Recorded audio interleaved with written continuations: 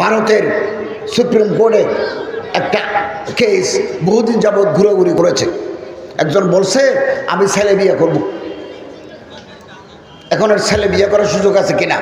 আমাদের সংবিধানে সেম সেক্সে বিয়ে হতে পারবে না। সেম সেক্স কি?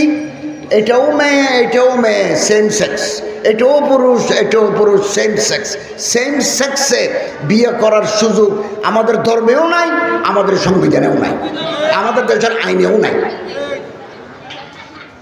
কোনো মেয়ে লোক যদি বিয়ে করে, এটাকে বলা হয় লেসবিয়ানিজম। এগুলো আমেরিকাতে আছে, ব্রিটেনে আছে। কোনো মেয়ে লোক যদি বলে আমি বান্ধবীকে বিয়ে করব, আইন আছে, করতে পারবে।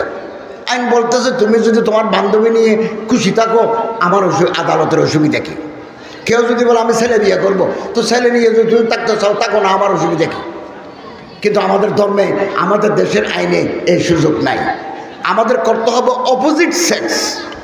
এটা যদি ছেলে হয় ওটা মেয়ে হতে হবে, ওটা মেয়ে হলে এটা ছেলে হতে হবে, অপোজিট সেক্স। এখন কেউ কেউ আবার ব্রিটেনে অন্যান্য জায়গায় কুত্তা নিয়ে ঘুমায়, কুত্তার মুখ দিয়ে শরীরের বিভিন্ন জায়গায় লেহন করে চষে। তো কুত্তার জিব্বা তো আগে থেকে বাইরে হয়ে আছে, পুরুষেরটা তো গালের ভিতরে, এটা তো ছোট, আর কুত্তাটা লম্বা। ওইটা দিয়ে লেহন করলে, চোষণ করলে ওদের ভালো লাগে। এগুলো কুত্তা না?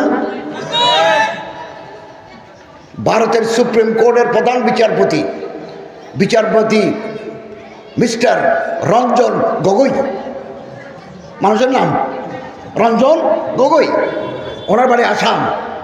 উনি সুপ্রিম কোর্ট থেকে অবসর যেদিন নেবেন, যেটা রায় দিয়ে গেছেন যে ভারতের সীমানার ভিতরে কোনো ছেলেকে যদি বিয়ে করতে চায়, কোনো মেয়ে লোক যদি বিয়ে করতে চায়, আইনগত কোনো বাধা নেই। আমাদের দেশে আইন নেই, আইন হতেও পারবে না ইনশাআল্লাহ।